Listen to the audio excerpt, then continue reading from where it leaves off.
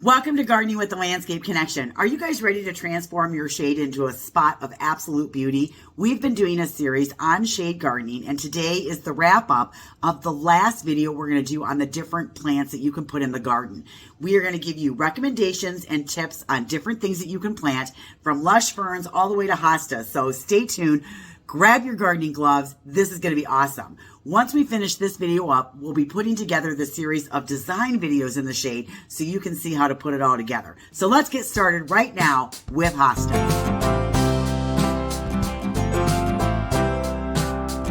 For those of you that don't know me, I am Michelle. Welcome to my channel. It is all about gardening. I own a garden center. I'm a gardener just like you guys, and I used to be a landscape designer and installer. I have since retired from that. Well, I keep telling myself I'm retired from that, but I still get called out to do designing and jobs. This is a video series that we're doing on landscape design ideas, and it's in hopes of maybe helping you create your own landscape design that you will love. And we are going to be doing a lot more of these all the way through March. So stay tuned, because I have so many ideas that I want to share with you guys, and hopefully they're helping you. So without further ado though, let's get started, because we're going to start with hostas first. I do know that there's people out there that don't like hostas, but I like hostas, so I'm going to talk about them. They have a great place in the shade garden because they're versatile. They are a lot of different shapes, sizes, and colors, and they blend well with so many other different things that you're going to plant in the shade garden. Also, they're pretty inexpensive, and they divide easily, so if you want to get more of something that you love in the hosta world, it's easy to do. And usually you can have gardening friends that will have one that you don't have, that maybe they'll split with you and give you a piece of theirs so you can grow your collection. Now, I like hostas all by themselves, but I definitely like them mixed in with other things. This is no way an inclusive list of hostas. I could do a video that would be like 4 hours long just about hostas. I'm not doing that. I'm just going to talk about my 10 favorites that I plant a lot, I use a lot. I've grown every one of them, and every one of them, from big to small, or the color of the foliage on the leaves, has something to offer in the shade garden. This first hosta is by Proven Winners, and it's called Seducer. I really like it. It really has a nice mounding habit to it, and it has this dark green leaf with like a chartreuse to gold margin on it, and then it's just got like a trace of white between the center and the margin. When the flowers come out, they're white. Now, I could care less about the flowers on any hosta that I ever grow. I typically just cut them all off. But they are hummingbird attractors and bee attractors. So if you like the flowers on your hostas, leave them up. But this one's growing in zone 3 through 9. It is also 26 inches high and 3 feet wide. So that's a fairly large hosta. But I love the variegated foliage on this. This is a great hosta if you're looking for a bigger hosta to put in the garden. This next hosta is also by Proven Winners. It's called Coast to Coast, and in my opinion, it's probably the best chartreuse looking one that I've seen in a long time. I do have these planted in my garden. It's really performing well. Last year it was in its second year, so this year it should get to full grown size, because it can take 3 to 4 years for your hostas to get the full grown size. And I will tell you, if you're trying to grow a really super giant hosta, which we'll talk about a few of those in a little bit, they really do need water. So hostas are going to do best in like moist conditions where they have good draining soil. Now, I've grown them in clay and I've grown them in other conditions, but they don't do as well as if they have like the optimal conditions of that, you know, really rich soil that drains really well. This one is also a very nice clump forming hosta. It's got this nice thick puckered leaf on it, and it's got this wavy edge on the edge. And I have found with mine that it's a little more slug resistant than some of the other ones that I'm growing, because the leaves are a little bit thicker. If you want a hosta for morning sun, this one can handle some morning sun. And the flowers on this one are like a pale violet, and they come up above the plant. The next two hostas are probably the very first two hostas that I ever started using when I was a designer. They are fabulous, and I love them. I had them in my garden at my other house, and I have them in my garden at my new house. I love these two. The first one is a Blue Angel, and it's going to get 3 feet high and 4 feet wide. It's a really big hosta, and they make great leaves if you want to like leaf cast with concrete. These leaves are fabulous. They have a nice ridge on the leaves, and what I really like about it is when the lavender blooms come up, they bloom like right on top of the leaves. They're not like way above it like some of the other ones. But these flowers are truly like this heart-shaped aqua blue, and they are this, I just think they're dramatic, and they kind of cascade over, and they're absolutely gorgeous. It probably will take you 3 to 4 years to get this one full size, but this one is also tolerant of harsh air pollutants and it is slug resistant. I've never had this one eaten by slugs in my garden. Another totally excellent hosta that has really heavily textured, variegated, large leaves that are good for leaf casting is the Francis William. This one actually has like dark blue to green leaves with this nice pretty yellow margin. And again, it's another one where the flowers come up right above the foliage. I really like this one as well. And I like to combine the two together because they really complement each other. And again, this is a larger hosta, so make sure you leave room for these. There is definitely spaces in your garden where you want to tuck something in, and smaller hostas definitely come into play when this happens. The next two I'm going to talk about are smaller hostas. This one only getting 12 inches high by 24 inches wide. This is the Proven Winner Autumn Frost. It's very striking, and it's what we would call like a medium-sized mounding hosta form. It's really super showy though. It's got frosty blue leaves. It's got this really wide edge that's got those like bright yellow margins on them. It's really super pretty. As this hosta ages through the summer, the margins will start to turn a creamy white, and this one gets like lavender flowers up above the foliage. But this is a great one to tuck in. My next small hosta is a June hosta, and I really like this one. I planted a lot. I think I have 3 or 4 of them at my house. What's really interesting is they undergo kind of a color change throughout the season. So they start with that lime green center like you see in this picture right here, and then it starts to turn to this bright creamy yellow. So let me show you that. I'm always looking for that blue element to add into the garden, and hostas is a great way to do it because when I design, I like to use 4 colors. I like to use blue, red, yellow, and green. And when I'm looking for a blue, hostas really tick that box for me. Now, this one called Hope Springs Eternal, this has got a nice heart-shaped blue leaf to it, and it's got this beautiful white edge. So there's lots of white-edged hostas out there that are green, but I really like this one because it's blue. Now, if you're looking for a white-edged one, I would say, and I didn't put a picture of it in here, but my favorite would probably be the Patriot. I really like that one because it's got a wide white edge on there. But this one has white flowers, absolutely gorgeous. And again, 22 by 48, so it's a fairly large hosta, and it really, really brightens up a shade garden. I brought Miss America into the store last year for the first time as well. This is what I would call a majestic hosta. I love this because you know how you can find big hostas? Sometimes they're all one color. This one is going to get 55 inches wide. That is really big. Now, keep in mind, to get a hosta that big, especially if you're planting it underneath trees, you're going to have to definitely supplement the water. And even then, you might not get it to be 55 inches. What I found is if I'm planting this like along the edge of the woods, but it's pulled out, or it's along the side of my house and it's not competing with all the trees for the water and everything, I have better luck getting it to the full size that I want it to get. It will take it some time to do that though, and it will take extra water for that to happen. Now this one gets white flowers over the top of it, and it's really got that nice kind of white center with light green streaking going through it. So it's got this two-tone color. And I'd say the green is probably a medium color green, but this is one big hosta, and I planted quite a few of them last year. So this coming up year, they'll be in year 2, and we'll be able to see how they're doing. The biggest hosta on the market right now is Empress Woo by Proven Winners. This thing gets 6 feet. That is unbelievably big. So if you're looking for a statement hosta to put in your garden, try an Empress Woo. They have I think it's called Woo La La, which is a smaller version that's variegated, but this one is really beautiful. It's got this really dark green foliage on it, and the flowers on it are kind of a reddish purple. It really is as gorgeous as I'm describing. And if you're looking for that wow piece to put in your garden and you're willing to wait for it to grow and give it supplemental water to get as big as you want it to get, try Empress Woo. We are now going to move on to heucheras and heucherellas. What's a heucherella? It's a cross between a heuchera and a tiarella, and they crossed them together. I actually have 2 heucherellas that I really like by Proven Winners that I'm going to talk about, and the rest of them are going to be heucheras. Now again, heucheras, oh my gosh, there's so many of them. I'm actually going to talk about the ones that here in Zone 5 where I live, I'd have really good success with them coming back every year. I've tried some other ones, and sometimes they seem a little marginal for me here in Zone 5. So I'm not going to talk about every heuchera out there because there are a ton of them. But I do know through some trial and error which ones work better for me. And I can't speak to how they're going to grow where you live, and you might have to go through some trial and error.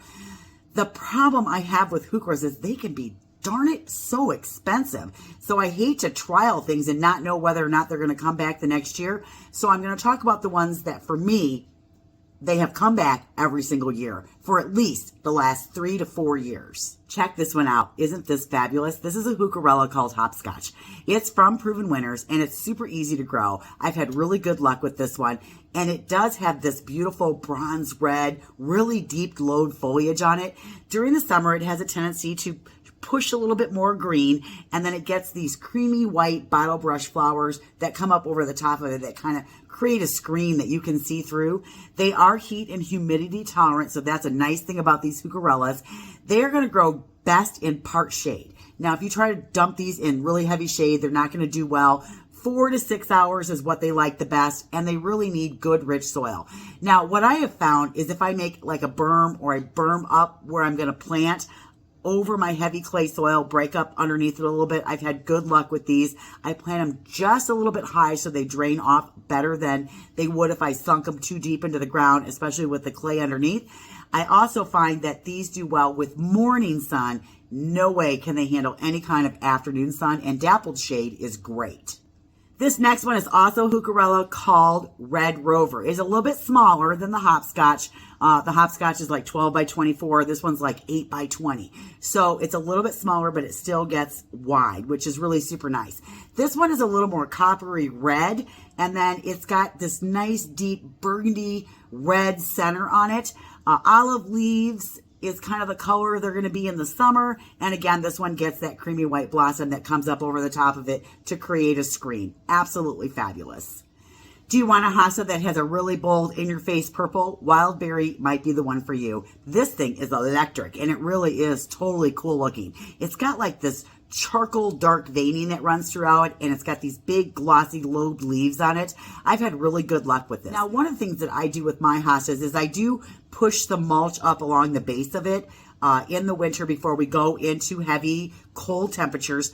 I don't cut mine back. Every time I cut a coral bell back here in zone 5, I lose it. So I leave them just the way they are all winter long. I'll cut the flowers off, but I leave the foliage there. And then in the spring, I just kind of pull off any of the tattered leaves that are there, or if they're ripped or they're looking bad or they're all wilted and, you know, crumbled up and brown and crunchy, I just pull them off. And then every year they seem to do really super well.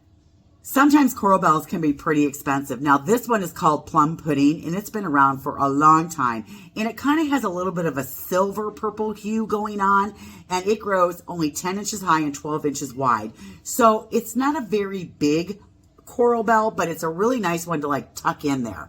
And I really like this one paired up against other colors. It really makes like a chartreuse pop, or it makes the purple come out more in this one. And if you're looking for something with a little bit of that silver foliage look, this is a great one to do. They are really super hardy. And this is going to be one of those ones that's been around for a super long time, so they're not going to be as expensive. Check out this next one. It's a Heuchera citronelle. This one is solid lime green. Absolutely fabulous. I have these growing at my house and I love them. I have them planted next to like another Heuchera that's called Blackout. So the really super dark foliage of the Blackout next to this chartreuse in your face yellow is like, it's so awesome looking. This one also gets creamy white flowers on it, and it's got these really nice lobed leaves on it, and it has a nice mounding habit. This one, I've had great luck with it coming back year after year after year. The last Heuchera on my list is a caramel. This one is an excellent choice if you have a light shady area, and this one's really nice in a container as well. And then at the end of the season, you can take it and put it in the ground, and you get kind of 2 uses out of it at the same time. This one actually has a lot of different colors running through it, even though it's called caramel. Let's take a look at the leaves. See that new foliage, how it's coming out? It's got kind of an apricot color to it. So it's got tones of green and caramel and apricot all blended through it. It is so cool. A lot of times too, when it's like the leaves are like fluttering in the wind, the underside is always darker. So you kind of get this two-tone thing going on as well. The flowers are white, but they have a little bit of a pink blush to them. So I like this one as well. So all of my Heucheras that I've chosen are ones that I know will come back year after year, and I've had great luck with them. All right, let's move on to a fun plant that everybody can grow, bleeding hearts or diacentras. This one is Pink Diamonds by Proven Winners, and it's a fern leaf bleeding heart. What's really cool is it gets these pink flowers on it that are like two-tone, and it's really neat. And the foliage on it is, again, it's like that blue-green hue. So if you plant this next to green things, it really pulls out the green. But if you plant this next to a blue hosta, it will pull out some of the blue in that foliage. The blooms are super long lasting, and unlike other bleeding hearts, this one thrives in full sun to part shade. Now, if you put it in full sun, you're going to have to water it more, and it doesn't do great in heavy clay. So you will have to amend your soil or put it in kind of a raised berm area so that it can grow. Now, this one isn't very big, only getting 16 inches high by 18 inches wide. So it's got that delicate look to it. So if you're looking for something like that in the garden, this one might be it. The other thing I like about bleeding hearts is they are deer resistant. So if you need something deer resistant that they aren't going to come and chomp down, man, bleeding hearts are great. Now, if you have a lot of heat, especially in the south, or even if you have a lot of heat in the middle of the country, these have a tendency to die back on you in the middle of the summer. Now, what I do with mine is when they're done blooming, I go get my shears and I chop them right in half. And then what happens is it actually focuses some energy on producing some new foliage, and then mine don't die back to the ground. Now, I have mine in the shade getting a little bit of afternoon sun that's dappled through some trees, so they're doing really well there. Now, there are red ones and there are pink ones, and I just love the flowers on these. Now, old-fashioned bleeding hearts can get fairly large, like 3x3s. I've seen them bigger than that. And what's really cool is you can take a little bitty piece and you can put it in the ground and you'll get another one. They're super easy to propagate and split. So depending on the conditions that they're growing in, they can get really large and they are gorgeous. So I don't know. I just love bleeding hearts. My next perennial that will grow in the shade, and this is going to grow in part shade, so 4 to 6 hours of sun. These are the Hakana Cloa Japanese forest grass, and there's two different ones that I like. One is called areola, and this one has got striping in its leaves. They're growing in zone 5 through 9, and now the areola is going to get 12 to 18 inches high and 14 to 18 inches wide. It has a really super nice weeping habit to it. In warmer zones, I've heard that this can really spread and be aggressive. I've never had that problem. It always stays right where I put it, but I've had other people comment when I've talked about this grass before that it can spread, so just know that.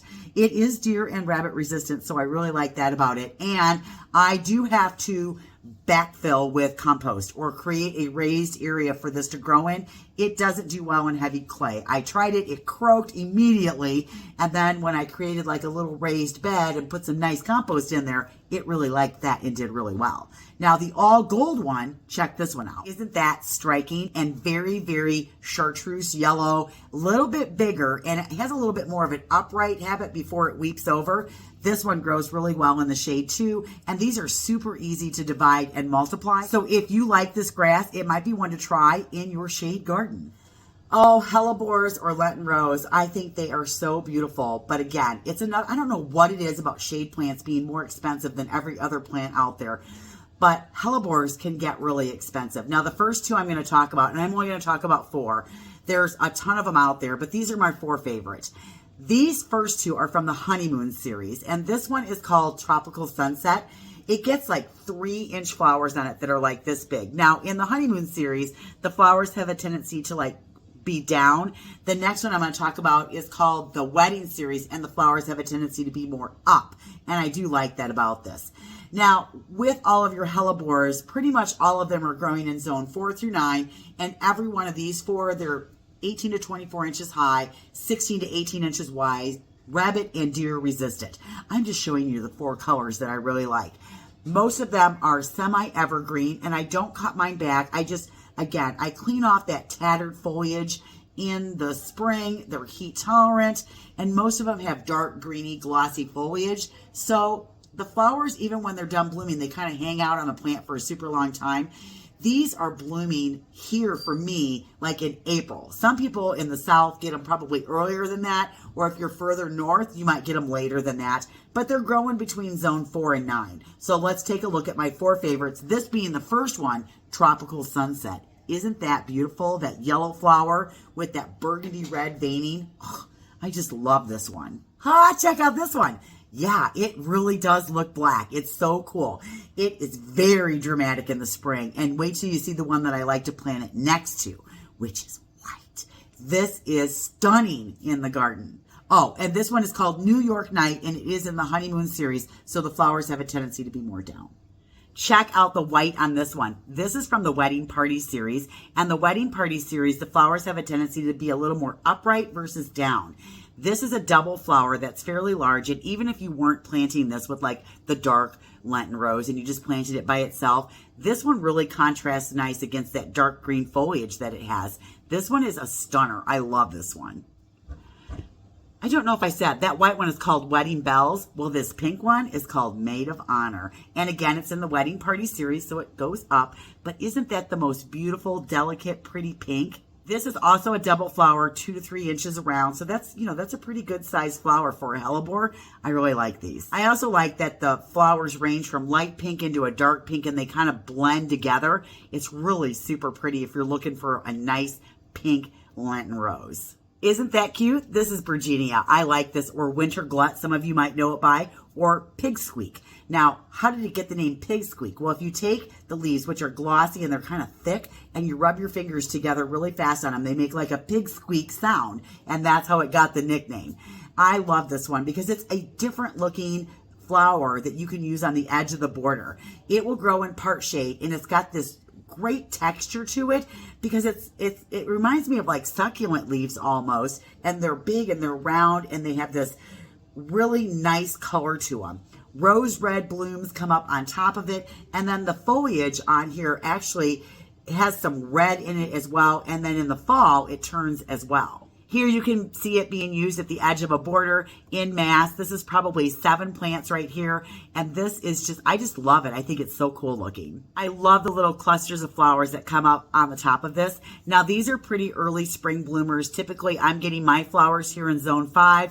Usually around the end of April, beginning of May is when I'll start to see the flower clusters come out. They only last for a couple weeks, but they're so pretty when they come out. And then I just shear those down to the foliage, and the foliage still looks good all season long.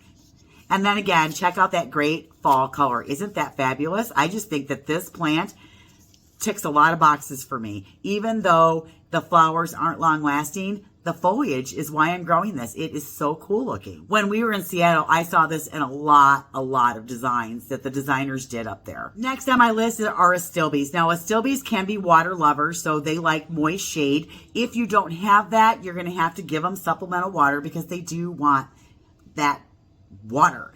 And what happens is that they don't get it, they wilt, and then the edges of the leaves will crisp up, and you'll be left with this crispy little nothing with flower stalks coming off the top of it. I know, because I've done that. Now, this Dark Side of the Moon is new. It came out last year. It's got this really rich, deep chocolate brown leaf on it. And when the new leaves emerge, they're yellow with dark margins, and then they turn completely dark as they age. The flowers that come off the top of it are like this raspberry, bright raspberry bud, and then it opens to this rosy purple flower. They are beautiful. I have one because they were expensive. I think I paid $20 for one plant, and I'm hoping maybe to add one more this year. And we're hoping as they get older in age and more popular, that price will come down. But I love these, but they were a little pricey. There are a gazillion astilbes out there, tall ones, short ones, different colored leaves, deeply lobed leaves, and every color you can imagine. White, pink, purple, peach, red. There's so many different colors. I really like this one though. I like the pink, the nice true pink color that we get on the foliage, and it's not crazy big. Now, astilbe are deer and rabbit resistant. This one, Maggie Daly, it's going to get about 2 feet high and about 12 to 14 inches wide is about all it's going to get. And usually when you want to have impact with astilbes, they aren't really planted as a specimen plant. You really need more than one to create impact in a shade garden. Because if you think about it, a lot of times when you're looking at a shade garden, it usually is in a distance. Now, you could probably do it as a specimen plant closer up, but I like to plant like at least 5 to 7 or more of these in a grouping so that it's like, wow, you get this nice little impact. Now, these are salt tolerant, so if you have shade up by the road or by your walkway where you salt it, these can handle that as well. If you cut the flowers off, they dry really super well. And the flowers, even when the color of the flower fades, the flower spike itself still looks really well. These guys need good draining soilage, 4 to 6 hours of sun, and they need water. So you probably have to supplemental water these if they don't get that regularly all the time. A nice, dependable shade gardening staple is Lady's Mantle. It has a beautiful light green foliage on it. You just want to reach down and touch it. It also gets these really pretty chartreuse flowers that kind of fall forward on the plant itself. I'm not in love with the flowers. I could take them or leave them. I can't wait to cut them off. I do like it when it gets wet though, because it makes dewdrops all over the foliage, which look absolutely fabulous. Now, one of the things that I find that I have to do with mine is you get the flowers like middle of spring, late spring. When they're done, I will cut my whole plant in half. I find that here in zone 5, mine are getting dappled afternoon sun, and I think morning sun would probably be the best. But what I find is my leaves start to scorch and they start to curl up and get kind of crunchy, and they're not doing well as I get like into July and August. So by cutting my plant in half, what I do is I encourage it to get more growth, and it gets this nice fresh green growth, and it seems to do better and it looks better the rest of the season, and I can just leave it alone. So for me, that works really well. And when you're looking for that green to pair up with other things to make them pop, this is a nice steady plant. Very reliable, comes back every year for me, and I don't have any problems with it. Anytime you could introduce silver into the shade garden, you're going to brighten the area that you're growing it in. Brunnera is a great choice if you're looking for silver foliage. I do like the Queen of Hearts. This is a nice proven winner selection. It is a fairly large Brunnera. I really like it. It's actually best in full shade, and it really wants nice, consistent, moist soil. Again, this is one of those ones I don't cut it back. I just clean up the foliage in the spring. I do take and mulch up around the base of it to kind of protect that crown through the winter, but it does have this nice heart-shaped leaf, and there's other cultivars as well. There's the Jack of Diamonds. There is one called Sea Heart. There's another, that's not proven winners. And there's another one called Jack Frost. That one's not proven winners either.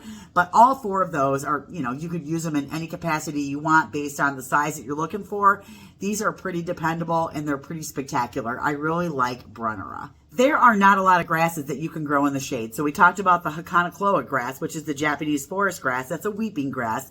But now this is another one that you can grow in 4 to 6 hours of shade. This is a moor grass, and this is the variegated one. So it's the smaller one, only getting 12 to 18 inches high and wide, growing in zone 4 through 9. Deer resistant, gotta love that. And I love when the little panicles come up on the top. They are like purple when they come out, and then they age to like that brown golden tan color. This is a nice little tuft of grass that will grow really nice in the shade. You could use it in the front of the border or just maybe a little bit further back and put something lower in front of it. But if you want a grass and you want that movement for the shade, try a moor grass. All right, coming down the home stretch, we got 3 plants left, 2 of them being Pulmoniums or Jacob's Ladder. This one is by Proven Winners, and it's called Heaven Sent. I planted this one for the first time last year, and I was pretty excited with how beautiful it was. The flowers were absolutely gorgeous, and then I loved the foliage when it was done flowering. And basically all I did was I took my shears and I chopped the flowers off. It is a perfect companion plant for hostas. I just love it. It's kind of got this fern-like leaf with little purple highlights on it, and then the flowers are very fragrant, and they produce these loose clusters over the top of the plant in the spring. Super nice. It grows best in cool, moist environments. It does want well-draining soil, and it does need protection from hot afternoon sun. And if we get a really dry, hot spell, you will have to supplement the water. But I really was pleased with how this performed last year in my garden. I will be planting some more of them this year. This next one is also a Jacob's Ladder, and it's the Jacob's Ladder that I always planted before I found the Proven Winners one. And I don't know that I'll ever stop planting this one. I like this one. It's called Stairway to Heaven. I think that this one is a very good performer in the garden. Its foliage is green, and then it's got margins of white. But when it emerges in the spring, it's got pink edges on it, and it turns like a creamy yellow in the summer. So it's always got something going on. Again, it's got those lavender blue flowers that are very fragrant that are on top of the foliage there. It's very robust. It's very hardy. It does really well in the shade. 4 to 6 hours of sun is where it's going to do its best, but let's take a look at the leaves on it when they first emerge in the spring. So this guy is growing like 15 by 15 in zone 4 through 8, and look at the little pink edges on there. Aren't those great? I always like to put this more towards the edge of a path so that you have to stop and kind of look at it to pick up all the different nuances about it. I love this one. It's really pretty. Okay, here you go. You ready? My last one is a lungwort. This one is the Pink Blue by Proven Winners. I do like this one. It is so pretty. Grows in zone 3 through 9. Gets about 18 inches high by 2 feet wide. What I love about this one is the little bonus flowers that you get in the spring. So when the buds are there, they're blue. And then when they open, they turn pink. So you always have pink or blue going on the plant. When the flowers are done, you just give it a little haircut, and then you're left with this nice mounding habit with these elongated leaves that have these white splotches all over them. It is really an attractive plant. It is best grown in filtered sun or part shade. I have mine planted in filtered shade coming through, and then it gets a little strip for about an hour of hot afternoon sun, which is making it wilt. So I'm probably going to have to move mine. So it doesn't like that in any way, shape, or form. If it's going to get any sun at all, like right on it, I would say very first thing in the morning would be the only way that I'd want to have that happen. If this guy needs water, he's wilting. He's telling you that he's thirsty. Now, sometimes if you've got too much sun on it, it'll wilt and then recover after the heat of the day is gone. But I find that if that happens too many times, you know, it's wilting, perking up, wilting, perking up. What's happening is you're stressing that plant out so much that it starts to really lose its vigor and starts to go into decline, and then you end up losing the plant. So just plant it where it's supposed to go in the first place. There are other lungworts out there. This is just one that I really super like, and so I highlighted it in my grouping for today. Wasn't that the most awesome list of perennials ever? I loved everything that I showed you. Now, I've grown everything that I highlighted on my list, and I know there's other things out there, and I don't even want to talk about ground cover because the last time I did it, I mean, I got so many negative comments, it was unreal, and I don't even want to go there again. The next thing we're going to do is take all of these wonderful videos that we did about things that you can grow in the shade, and we're going to be doing designs. The videos next week will be about gardening in the shade, and we're going to put the designs together. Hopefully we'll find one that will encourage you to create something on your own, or you can copy pieces of it. I don't care. It doesn't matter. We're doing this so that you're inspired, and hopefully you learn, and hopefully we're creating opportunities for you to get out in your garden and put something in. I know it's only February. We have so much time left before we can actually get out and garden. Watch the other videos if you want more inspiration about things you can plant in your garden. I'm Michelle. Thank you so much for watching, you guys. We'll see you in the next video. Bye, everybody.